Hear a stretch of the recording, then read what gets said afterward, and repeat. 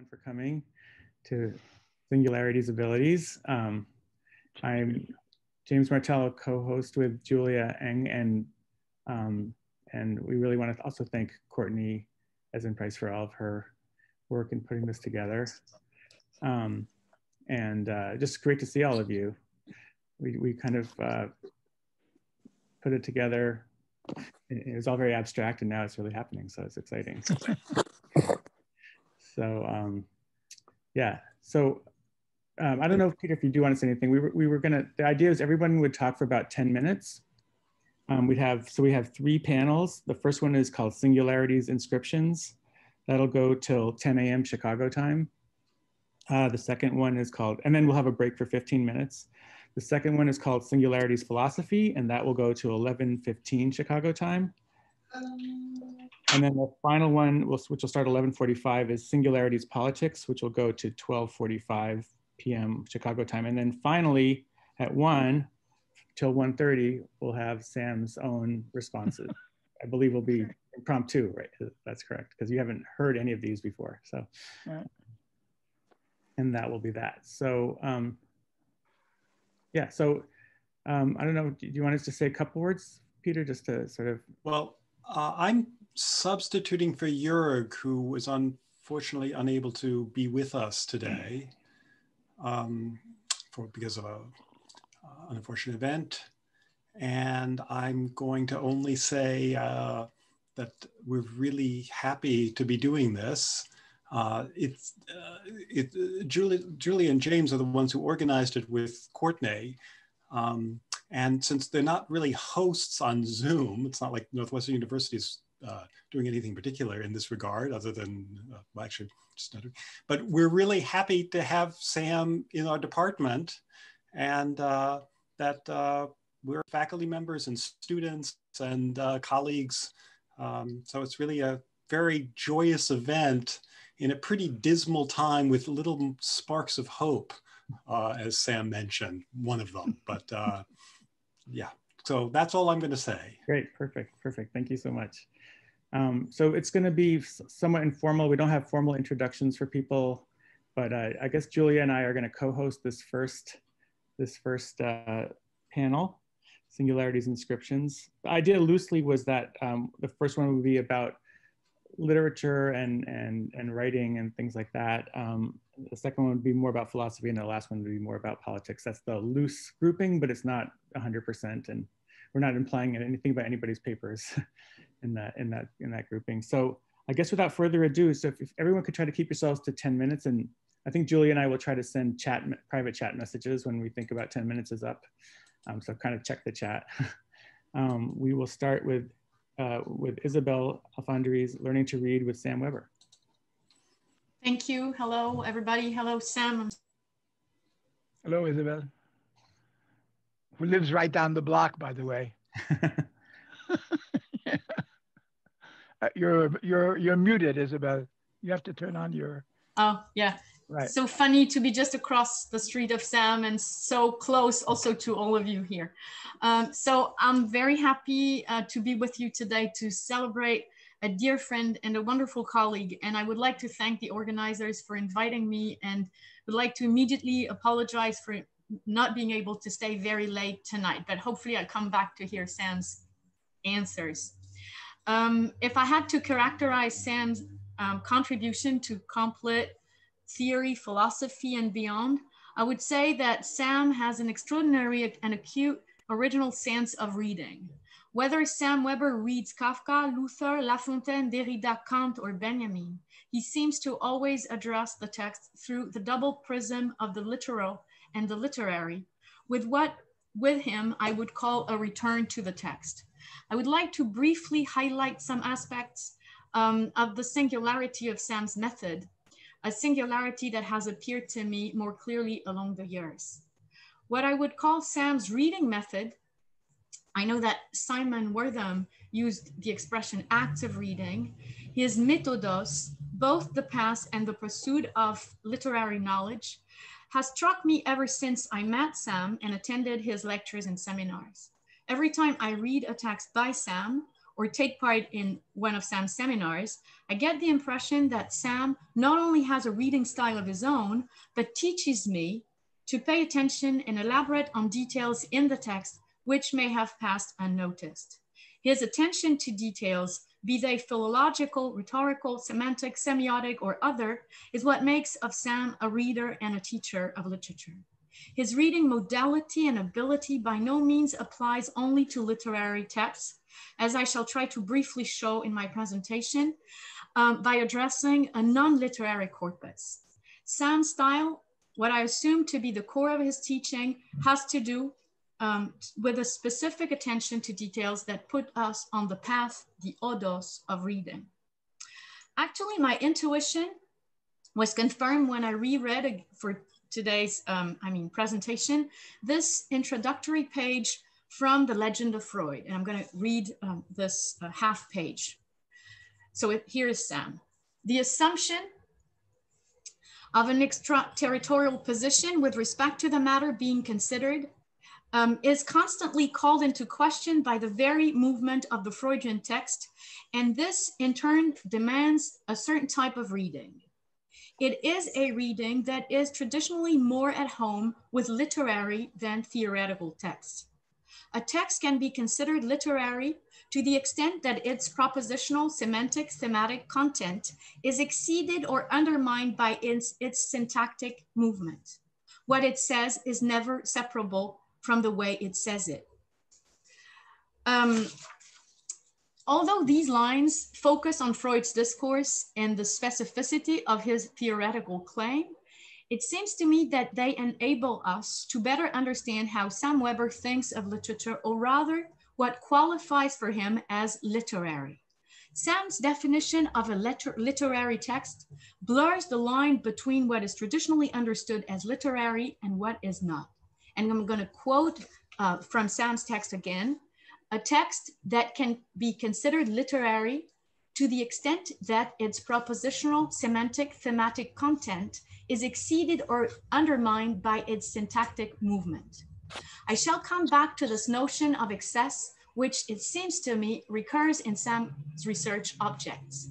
However, many so-called philosophical, theoretical, or critical texts can be lined up under such a banner, the banner of the literary. This is what Sam teaches us. Sam Weber does not hesitate to read them, resorting to this literary principle. The category of what Sam calls the literary exceeds by far the sole genre of fiction, or even of or exceeds what some of us are tempted to call literature. I have heard Sam say many times that this concept of literature that the French too easily mobilize is problematic and certainly not applicable nor meaningful in all traditions and languages. Now, the preface to The Legend of Freud further reads, and I'm going to read again from this preface. For, Sam writes, if psychoanalytic thinking participates in what it describes, the writings of Freud comprise a privileged, if by no means unique, scenario of that participation, or rather of that struggle, end of quote. What Sam Weber is looking for in many cases, it seems to me, is the mark, the stigma of the struggle. Of course, not all texts are aligned with Freud's specific discursive issue. Yet the example of Sam's reading of psychoanalysis is, however, paradigmatic of his reading gesture and method in general. Sam seems to be looking for marks, for signs of tension, traces of contradiction, instances of what he calls dislocation. Signs that matter in the writing, that manifest in the writing some hidden gesture or some unthought or unacknowledged motion. The act of reading for Sam doubles itself. It entails the questioning of the meaning of the text on a semantic plane, but also the turning of the text against itself, against the grain of its manifest discourse. Freud's case is, to that extent, exemplary in The Legend of Freud, where Sam reads Freud applying to Freud's own reading method, the method of analysis he himself has developed to interpret the dream. Hence, Sam Weber's return to Freud entails the probing and fathoming of the so-called false and misleading plenitude, this is Foucault, and the superficiality of manifest discourse. In chapter 7 of the Interpretation of Dreams, in a section entitled The Forgetting of Dream, Freud teaches his fellow analysts how to proceed with a patient's dream. And I'd like to read this excerpt. In analyzing the dreams of my patients, I sometimes put this assertion to the following test, which has never failed me. If the first account given me by a patient of a dream is too hard to follow, I ask him to repeat it. In doing so, he rarely uses the same words, but the parts of the dream which he describes in different terms are by that fact revealed to me as the weak spot in the dream's disguise. They serve my purpose just as Hagen's was served by the embroidered mark on Siegfried's cloak. That is the point at which the interpretation of the dream can be started. My request to the patient to repeat his account of the dream has warned him that I was proposing to take special pains in solving it.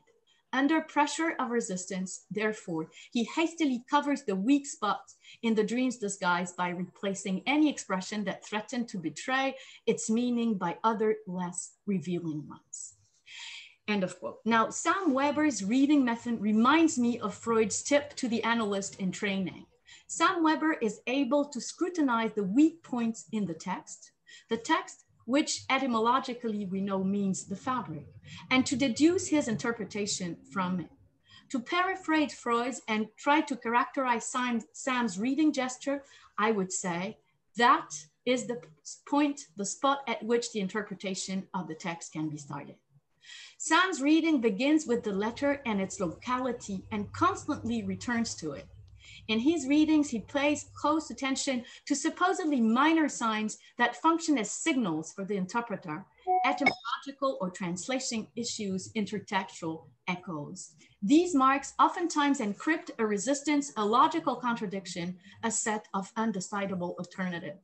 To some extent, Sam takes up the manifest/latent content opposition and appropriates it in the realm of textual commentary. The unconscious that Sam mobilizes in text, the repressed in the textual, the unthought, is not the expression of a subjectivity, but the place, topos, locale of a distortion and a displacement.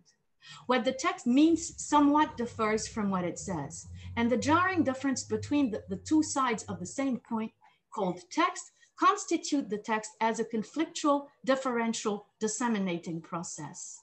The reason Sam Weber argues why his return to the original German of Freud is because, quote, the German texts of Freud are a privileged theater in which the questions and struggles of psychoanalytical thinking play themselves out. So the return to the original language is by no means for Sam justified by some obscure religion of the originary, but by the necessity to encompass these differential gains. The native language is predicated upon a theatricality that is not a mere metaphor, but implies a space where meaning is negatively and agonistically produced. The theater of discourse, its premises and effects are certainly Sam's objects.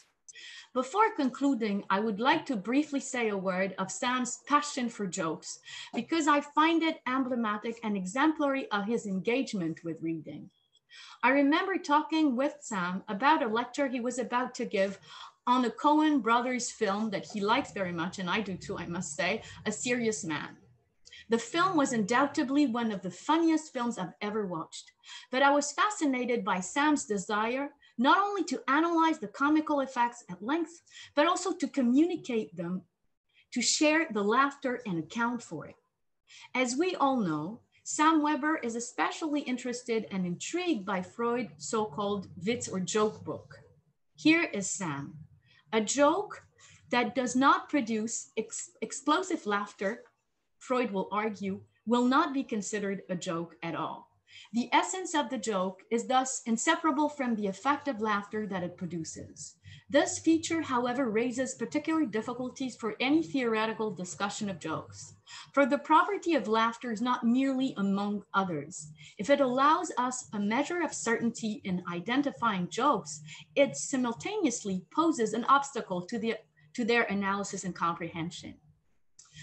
Jokes are yet immediately disruptive nature of the joke that keeps the faculty of analysis at bay while triggering a mind and body response is an enigmatic experience that it seems to me is connected in Sam's work with reading issues that he has brought to light. Jokes are yet immediately unreadable. They seem to inhibit the faculty of reading. However, jokes endlessly and precisely challenge this one faculty of reading. The joke operates like a text whose intelligibility would remain inaccessible and yet elicit violent bodily effects. What Sam calls the momentary effect of laughter that precisely excludes knowledge is a conundrum that Sam's method of reading thoroughly questions. To read, as Sam teaches me and us, implies more than to understand, but to respond to an excess that we recognize without knowing. Thank you. Thank you so much. We're going to hold all of our questions till the end. So if you have any questions for Isabelle, please form them now and then ask them in a little bit. So our next speaker will be Diego Rossello. Diego, can you take it away? Sure. I hope you can hear me. Hello, Sam. It is great to be in this celebration of Sam's birthday. And also would like to thank Julia and James, with whom I've been in touch in the last few days, for organizing this, and especially to Julia for exchanging places with me at the last moment. So I wrote something about thanking, and I'm so excited since I've been invited to this celebration. I've been at the same time moved and excited, and so this is what I wrote, and I would like to share what I wrote with you. So this has a title, and it says, The Task of Thanking as Thinking with Samuel Weber. Thanks, Sam, for thinking. This could be the opening and closing statement of these brief remarks. Just that, one short staccato line and a full stop. But we know that things are more complicated than this. Thinking and thanking are almost too close in English and in German to call, to differentiate, to distinguish. One letter changes everything, like in difference and difference. Can you still hear the difference? I am sure that you can still hear the difference between thinking and thanking. But one letter, purloined, shifted, exchanged, and the word changes, as in an intrusive autocorrect. But who is the ipse or autos that corrects thinking into thanking, thanking into thinking? Correct me if I'm wrong, or better, mark my words. Thanks, Sam, for thinking. I have to think how to thank because I want to thank in the right way. This is not an easy task, the task of thanking, as Nietzsche knew too well. In Thus Spoke Zarathustra, Nietzsche discusses the issue of thanking. He writes, quote, great indebtedness does not make men grateful, but vengeful. And if a little charity is not forgotten, it turns into a gnawing worm, end of quote. Nietzsche suggests that gratefulness or thankfulness in fact reveals vengefulness or ressentiment. Feeling indebted or in debt is suspicious for Nietzsche because it implies the vivid recollection of what was received, keeping track of what was given, counting, accounting, taking into account, taking stock, keeping record, recordare, and remembering invite us to turn inwards, not outwards, therefore expanding our inner world. According to Nietzsche, feeling indebted debilitates you. It makes you weaker. It forces you to resign to the world and its possibilities. Nobility and aristocracy reveal themselves in excess, in an overflowing attitude to life that makes no calculation because it is always superabundant. But Pace Nietzsche, I want to thank without remembering or recalling or recollecting. without taking the gift into account, so to say. I want to thank freely, without calculating, without feeling in debt and in need of redeeming a debt. I want to thank thinking for free, no strings attached, for the sake of it, for the sake of the gift of it. I am trying to think how to think my way into thanking, so to say. You could say I'm trying to develop my ability to thank, my thankability. I know you were seeing that coming. I want to thank, but I do not take thanking lightly. Thinking and thanking seem like the oddest couple. When you begin to reflect on the task of thinking, you are bound to reflect on the task of thanking. Heidegger knew this all too well. In What is Called Thinking, he writes, this thinking, which qua thinking alone is true thanks, does not need to repay, nor be deserved in order to give thanks. Such thanks is not a recompense, but it remains an offering. And only by this offering do we allow that which properly gives food for thought to remain what it is in its essential nature, end of quote. Heidegger's passage in translation is quite helpful, but also intriguing. Thinking alone is true thanks, he writes, and does not need to repay. If thinking alone is true thanks, I better think fast or long and hard on how to thank. What worries me is how this particular translation of Heidegger describes the offering to thought in the paragraph. The translation assimilates the offering that needs not repay with food for thought. And so many questions follow. What does thought feed from? What is thought's proper diet? Has thought any dietary restrictions? What type of offering serves or should be served at thought's table? I said that I wanted to thank in the right way. Now I'm saying that thanking well is offering the right food for thought. I want thought to eat well, so to say.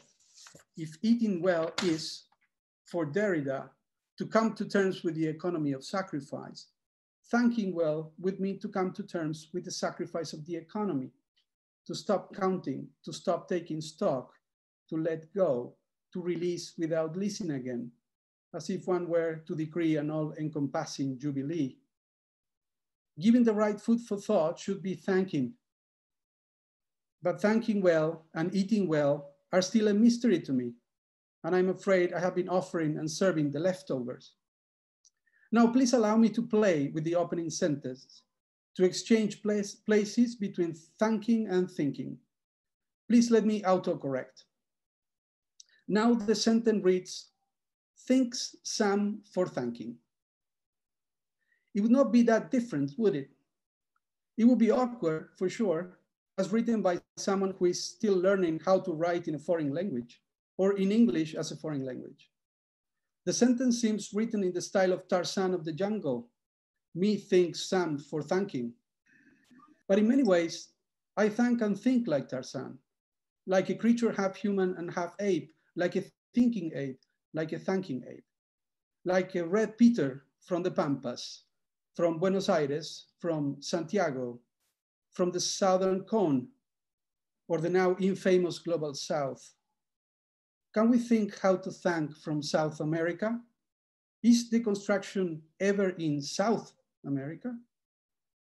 I would like to thank from the fringes, from the margins, from the eccentric center, from the constitutive outside, from elsewhere, so many catchwords that fail to grasp my place of enunciation. But mostly I want to thank from the heart, believe me, from the heart. But I suggested with Heidegger in translation that thinking that is true thanks offers food for thought. And I speculated about what to serve on thought's table and about thought's dietary restrictions. I would still like to thank, but I am not trained in the genre and praxis of Thanksgiving. It is indeed a celebration in Brazil, but not in Chile, where I live, or in Argentina, where I was born. I do not mean to be rude, but I do not bring a turkey to the table for us to think with and thank through. Perhaps Thanksgiving is not the right food for thought, but it might be. Suddenly Nietzsche rears up his head again, and we can see bad conscience in Thanksgiving as a holy day. The pilgrims and the Wampanoag sharing for 3 days the product of the first harvest in the New World. Thanks, but no thanks.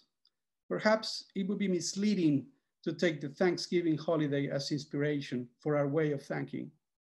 We should perhaps move forward or downward, but not to the Pampas or even to the really deep south of the Southern Cone, to Patagonia, a land that was seen as terra nullius and was taken from indigenous populations by conquest and war. And there is no holy Thanksgiving Day to mark this appropriation. You may be prone to suggest that I have not hit the mark yet, that I failed to make a point on thanking. And this is true in so many ways. But making the point has been one way of thinking, the thinking of thinking, so to say. And according to Sam, we should start thinking differently. According to Sam, thinking has been modeled after the skill of the archer who manages to hit the target. Making the point, hitting the mark, are standard ways of thinking of and about thinking. You can say that I have missed my target, that my arrows have failed to hit the mark over and over again. Bless you. Any mark whatsoever, my moving target, my prey of choice, my Thanksgiving turkey, the Thanksgiving animal that I am. If I think with Sam, and I thank him for this, I should figure out how to think by missing the target. I should make arguments that are off point. Can thanking also fail to hit the mark? Can thanking also miss the target, the proper receiver? After all, it is one letter that differentiates thinking from thanking, denken from danken. And what if it is an actual letter, a written message, an email? What is being corrected, sent out, missing the proper addressee? A letter from thinking to thanking, from thanking to thinking. A thank you note from the heart. Believe me, Sam, from the heart. That's all. Not to be trite, but thank you, Diego. Speaking of which, I neglected to thank our third co-host, Jörg Rheinberger, who unfortunately couldn't be here today. So as I said, Peter said he was acting in his stead. But anyway, thank you so much, Diego. We'll go on without further ado to our next speaker, Hans-Jörg Rheinberger. Okay. Yeah. Sam, congratulations to your birthday. We know each other for a long time. I think we first met in the famous, or some may say infamous, year of 1968. So I think it's even more than 50 years ago. What I'm going to present is not a direct address to Sam, but nevertheless, I think there will be resonances with which he will be pleased. And I start with a quote, for it is not we who know, but at first it is only a certain state of mind of ours that knows. The quote is taken from Heinrich von Kleist's on the gradual construction of thoughts during speech. In this essay, Kleist aimed at describing that state of mind we all know in one form or another. We have been intensely engaged with something.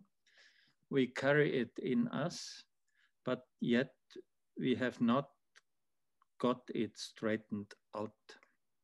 We cannot put it clearly before our eyes. Speaking is a means to give shape to that something. And what is more, a shape that is capable to surprise us. However, not vocal talking, gerichtetes Sprechen is asked for. Rather, one has to find a way to let it happen in passing. The problem can be formulated in a more general fashion, I think. We depend upon exteriorization when moving into uncharted waters.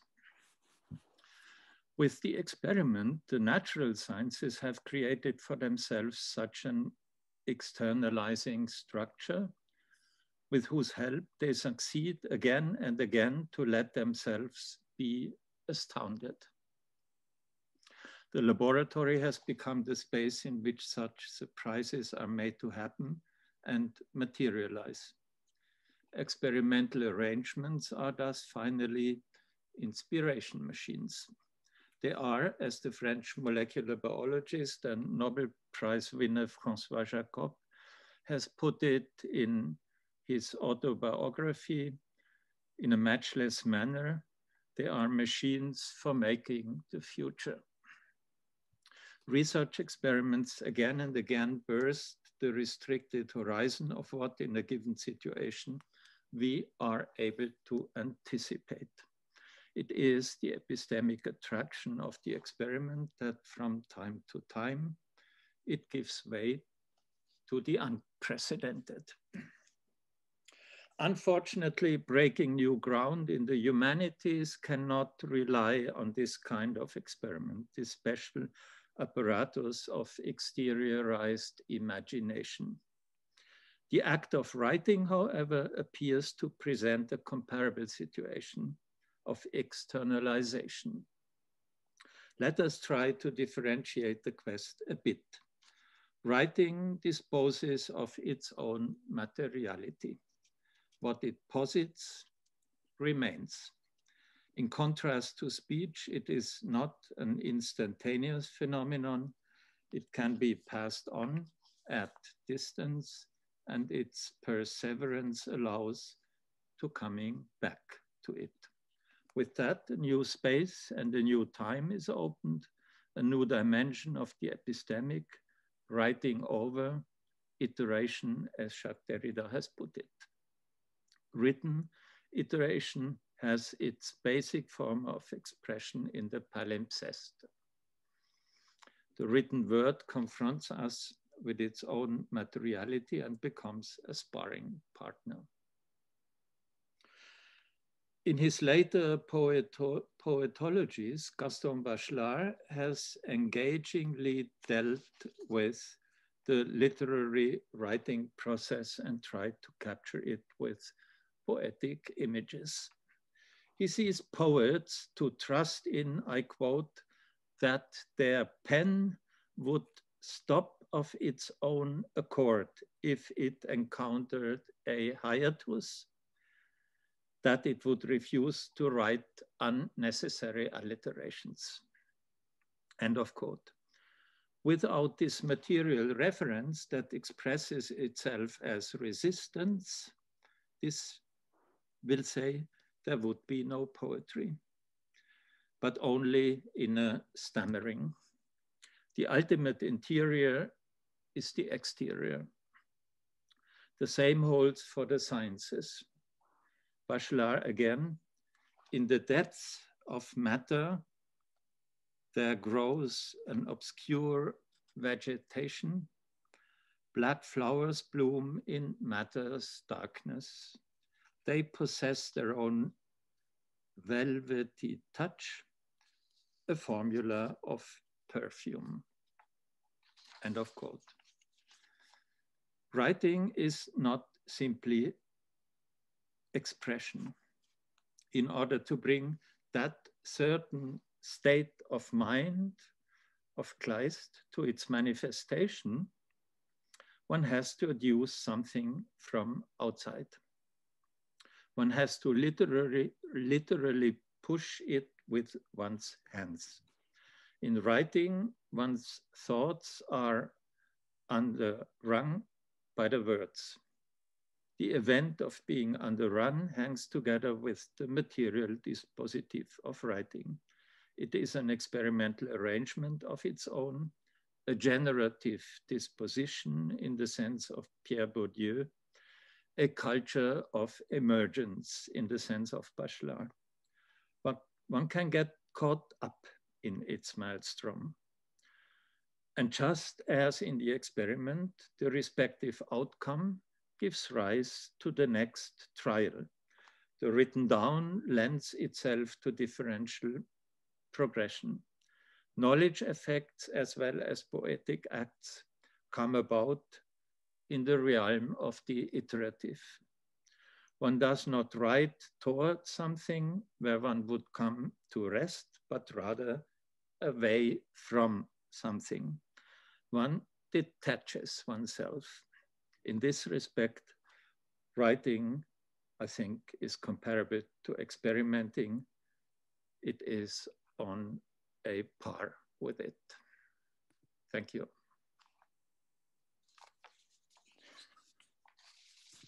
Thank you so much. Thank you very much. Remember to keep your questions, form your questions now, and in a few minutes we'll be getting to the questions for everybody. Our final panelist for this session is Bernard Gagan, and his paper is called Theatricality and AI. Oh, and I think Bernard, you wanted to be share screen, right? I'm going to try to share screens. Let's see. Hold on.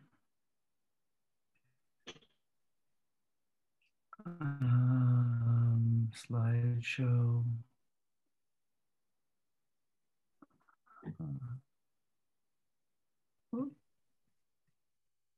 Oh, we got presenter view. There we go. Can you guys see that? Yes. All right.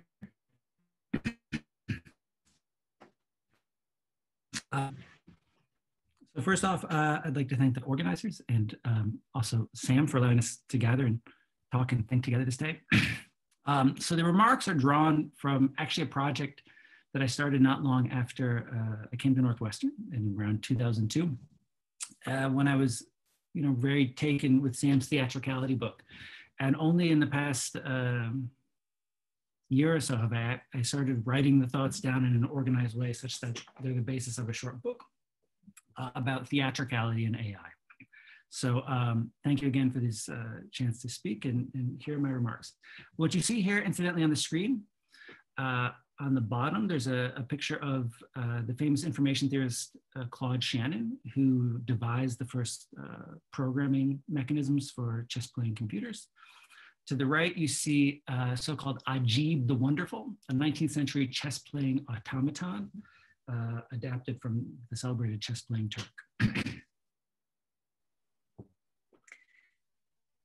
In the 1958 landmark study of chess-playing computers, AI theorists Alan Newell, J.C. Shaw, and Herbert Simon wrote, quote, "If one could devise a successful chess machine, one would seem to have penetrated to the core of human intellectual endeavor," end quote.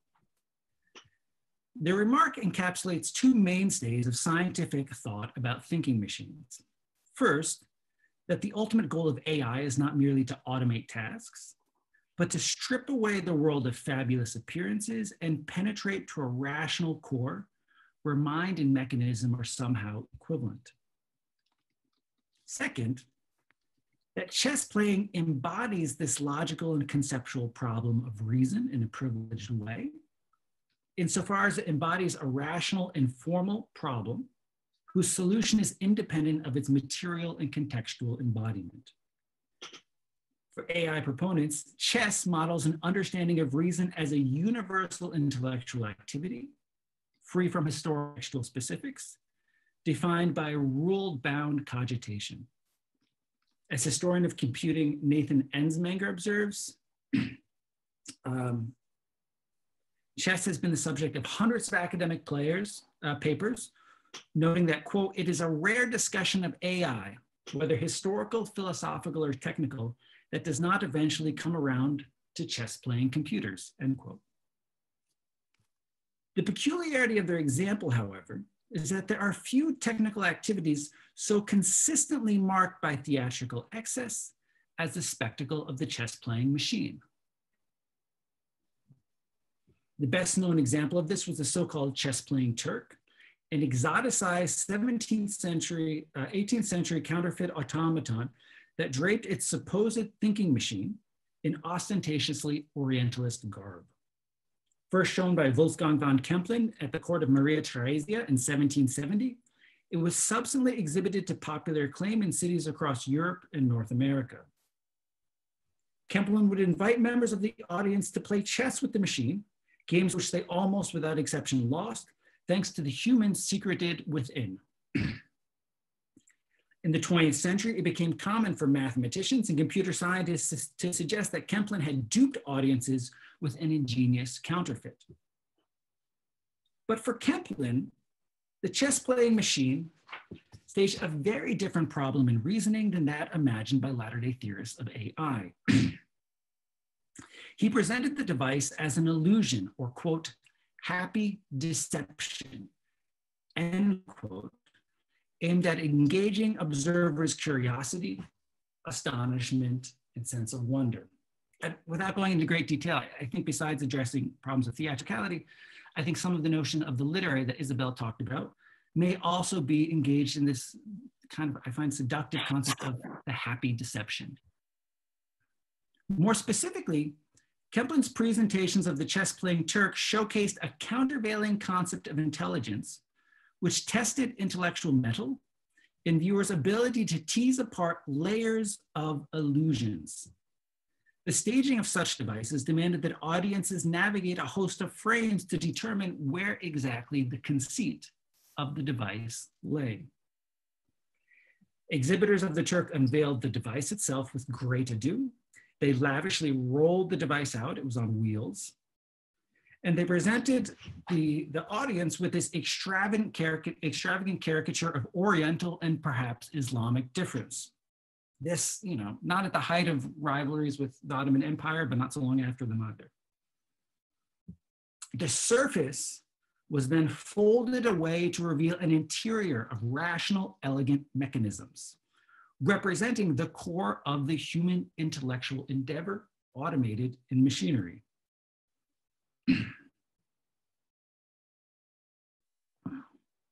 Audiences were presented, in effect, with dueling parodies of ethnicity. That of the hookah-smoking turban and robe-clad Turk, representing a certain idea of the Orient, and its supposed Occidental counterpart, the fleshless rationalist mechanism within, connoting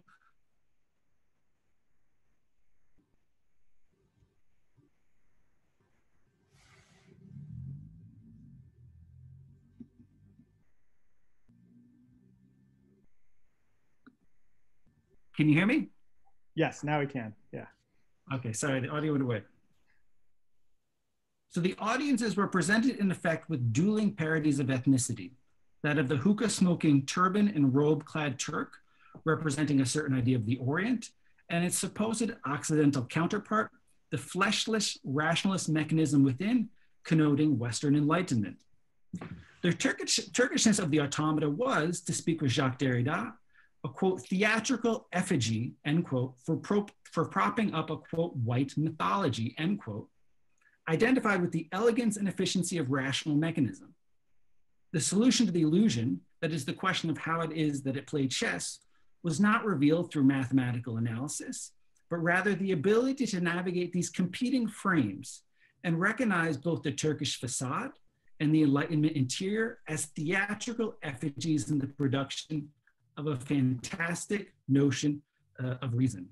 This theatrical tour de force destabilized efforts to assign a context-free place for reason and made a mockery of rationalism. To solve the problem, one needed actually to think about the theatricality, the figuration, and understand what it was that it was posing as the problem of intelligence. As such, the notion of theatricality, at least as Sam has impressed it upon us, offers a new point of entry into the work performed by AI. From John Searle's so-called Chinese room argument to Elon Musk's account of AI as, quote, summoning the demon, end quote, to the dignity of human reason. Kemplin's chess-playing Turk, by contrast, invites us to consider AI's distinctly theatrical character, whereby a certain excessiveness to the performance denaturalizes our familiar definitions of reason. Much as translation is ironizing, in Paul de Man's words, because it, quote, undoes the stability of the original by giving it a definitive canonical form in the translation or in the theorization, end quote, so too efforts to formalize reason in a thinking machine cannot help but destabilize conceptions of thought and reason alike. This is neither the core of human intelligence, much less its surpassing, but rather the occasion for rethinking theatrical play involved in the production of reason. Thank you. Thank you so much. That's great. So we have about 12 minutes for questions. And I think the best way to ask a question is to, if you know how to raise your hand in the same place where you have the chat, we can look for that. By the way, I have to say in parting that the number of people in this whole celebration is hovering around 80, which is very appropriate for Sam's 80th birthday. So that's a nice detail. So yeah, so if you can raise your hand, because there's so many of you, otherwise it would be hard to see. Or you could just say in the chat, I would like to say something. That's another way you could do it. You can take questions now. For any of the 4 papers.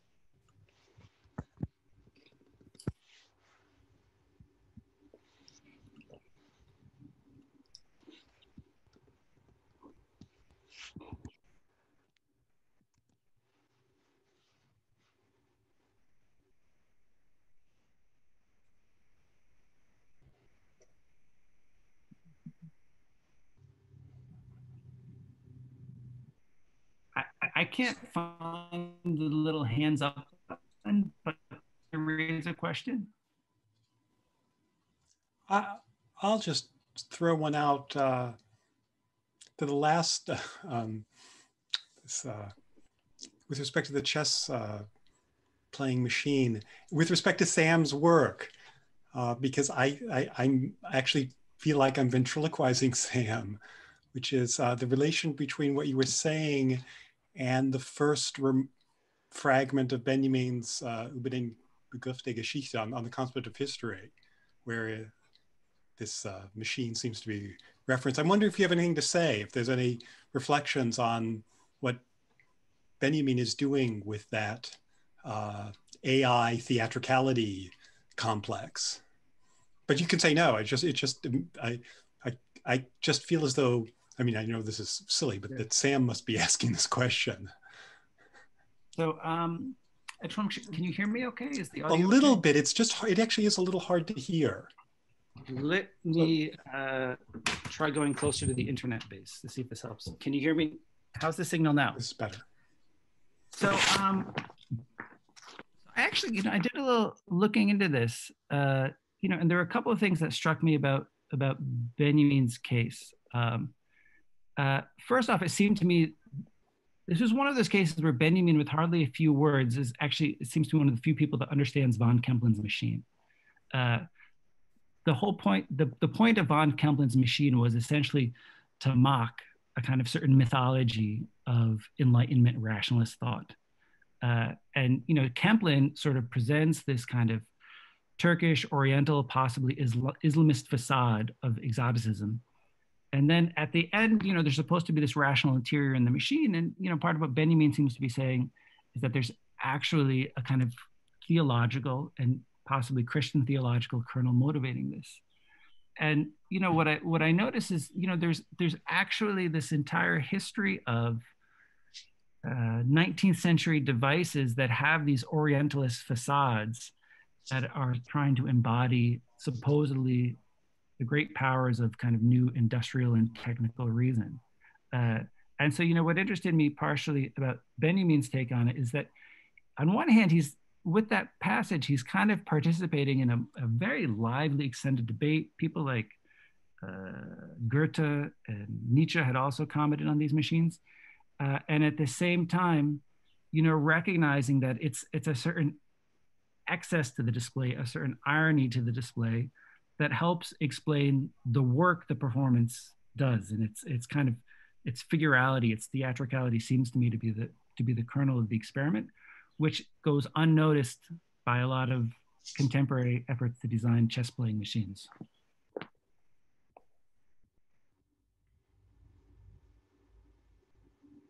Great. Bernie, did you want to ask a question yourself? I thought you said that before. Oh, you know, this is just, you know, this also, you know, this relates to my own interest. You know, I've been actually really fascinated by what it means to take, you know, starting from Sam's work on Freud, to take some of these literary concepts and to bring them inside scientific spaces. And that's one of the reasons why I've been so fascinated by all these scientists that build these theatrical machines in the 20th and 21st century. And I wanted to ask Hans-Jörg if he sees there being something like a literary function to the work that happens inside the lab, or if it's somehow radically demarcated from literary play as Isabelle defined it.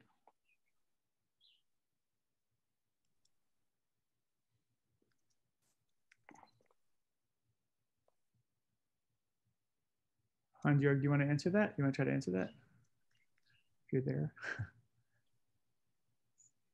Sorry, I forgot to put my micro on. Yeah. It's certainly not the case that the laboratory is a space that is radically separated from the literary. The writing is an integral part of experimenting, and this in a very essential way. Because usually what you produce in an experiment are primary traces that are being transformed into data, and the data space is already a space of writing. And the working with what comes out of an experiment is taking place in a space of writing. So there is no clear-cut separation between doing experiments and moving in that space of writing up. It's a forth and back movement.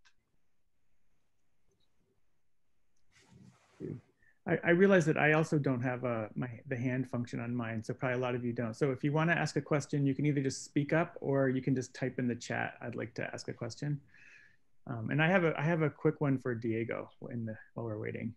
I really appreciated your talk, and I was just thinking about the fact that in English and German, these two words, thinking and thanking, are connected, but not in Spanish, as far as I know, not in French, not in probably most of the languages of the world. So I was just wondering, do you think like having these words seem connected in these languages is an opportunity to think about their connection that's somewhat random, or does it tell us something actual about the connection between those languages, between those words, I mean? Thanks, James, for the question. It is, I don't know, I feel like, how to put it? I was working with the English language as you could be working with some material. So it's my second language. And so I perhaps hear the language differently, and I can do things with the language because it has some degree of strangeness and exteriority to me. But it's also fascinating. And so they sound pretty close, and in German and in English. And many people have been drawn to think of them together because of this. And this is, of course, it has philological reasons, and all English word thank, and you can find some others in German. But there's also something about sound that is more unbeatable than all the philology that you can construe. They sound so close, and in a way, it is so suggestive that they invite us to hear them together. And so I try to play with them, actually. I try to be a bit playful, also to compensate because I was super moved to be in this celebration. So I try to play just not to break. Great, thank you. I think we have time for at least one more question. If anyone has one. Or any of the panels. Yeah, Sam. If no one else does. I wanted to pick up on Bernie's question to Hans-Jörg, who, by the way, is coming out with a really important book on experimenting. I don't know if it's out yet, Hans-Jörg, but it's planned for Zurkamp, and apparently English translation is being prepared, and to which I'm very much looking forward. But I wanted to ask you, Hans-Jörg, whether or not the validation process of experiments, which as far as I understand it, and particularly it's very much affected now by globalization, seems to involve in part at least, the ability to reproduce identical results in different spatial temporal settings in different laboratories all around the world, you see. And over the past decades, it's I first noticed this in the big scandal about the memory of water. You probably remember, where a French team came up with absolutely with sort of earth-shaking results about dilutions and transmissions of electrical impulses and so on. And these were reproduced in a number of different laboratories. By the way, I think one was at Northwestern. Either it was in connection with Benveniste or some of the people that came after him. And of course, it then came out that the validation of experiments through identical reproduction is not at all a guarantee. And there's a whole history of, validation that have ultimately been proved unreliable, false, and so on and so forth. But what I'm interested in is the idea of whether or not this at all fits in with the fact that the writing process doesn't just take place between a writer and a text, but implies constitutively, in some sense, the reception, the circulation of the text in relation to it. And I wonder whether there aren't some similarities and some differences involved in this process with experimentation, if you consider that at all an essential part of the experimental process today. And you have to unmute yourself. I will make it short because we are running out of time, but I think that's the big myth, the idea of that the essence of the experiment is the possibility of identical reduplication or replication. What is going on is a differential reproduction process, and that is nothing else than an iteration. So if something proves to be recalcitrant and you start to work on it and you are led to another aspect, from there on you're led to yet another aspect, that makes the experiment, the process of experimentation fruitful. If it just turns in itself, or if it doesn't lead anywhere, it will be forgotten. So identical reproduction would be the counter idea of experimentation, of fruitful experimentation. So as a very short answer, so it's an important question. Thank you so much. I'm going to take host privilege to ask one more question of Isabelle, even though we're kind of out of time. Isabelle, I loved your paper, and I was really interested in how you ended with talking about jokes. And I was wondering if jokes are a way of, in the way that you've learned from Sam, are a way of learning to read, because it helps you to sort of read in a light way, like you're sort of taking things not as seriously, or not on the face of it. Absolutely. I think it's reading in a light way. Also reading in a very obscure way, because when exposed to jokes, I think this is also what Sam is interested in. At least that's how I understand his passion for jokes, is that there's something inhibiting the reading mechanism precisely. And so jokes, in a sense, paradoxically, do not allow us to read. Something of a reading experience takes place that is not exactly, that is a reading without our capacity to interpret or understand. We somehow react or respond without understanding. So it's a reading without the interpreter being aware of what's happening. So it's a paradigm of, I guess, what it takes to be a reader. That's a wonderful answer, thank you. And so with that, we were going to draw to an end our first session.